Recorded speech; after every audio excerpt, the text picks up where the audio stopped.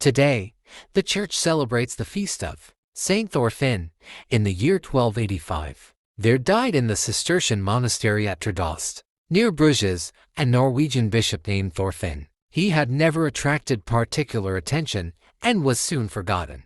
But over 50 years later, in the course of some building operations, his tomb in the church was opened and it was reported that the remains gave out a strong and pleasing smell. The abbot made inquiries and found that one of his monks, an aged man named Walter de Muda, remembered Bishop Thorfinn staying in their monastery and the impression he had made of gentle goodness combined with strength. Father Walter had in fact written a poem about him after his death and hung it up over his tomb. It was then found that the parchment was still there, none the worse for the passage of time. This was taken as a direction from on high, that the bishop's memory was to be perpetuated, and Father Walter was instructed to write down his recollections of him. For all that, there is little enough known about Saint Thorfinn. He was a Trondheim man and perhaps was a canon of the Cathedral of Nidaros, since there was such a one named Thorfinn among those who witnessed the agreement of Tonsberg in 1277.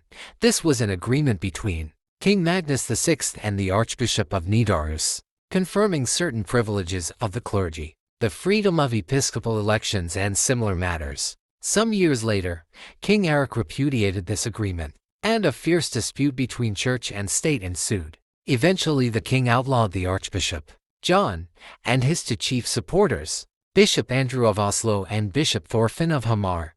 Bishop Thorfinn, after many hardships, including shipwreck, made his way to the Abbey of Trdost in Flanders, which had a number of contacts with the Norwegian church. It is possible that he had been there before, and there is some reason to suppose he was himself a Cistercian of the Abbey of Tatre, near Nidaros. After a visit to Rome he went to Trdost, in bad health. Indeed, though probably still a youngish man, he saw death approaching and so made his will. He had little to leave, but what there was, he divided between his mother, his brothers and sisters, and certain monasteries, churches, and charities in his dioceses. He died shortly after on January 8, 1285, after his recall to the memory of man as mentioned in the opening paragraph of this notice. Miracles were reported at his tomb and Saint Thorfinn was venerated by the Cistercians and around Bruges. In our own day, his memory has been revived among the few Catholics of Norway,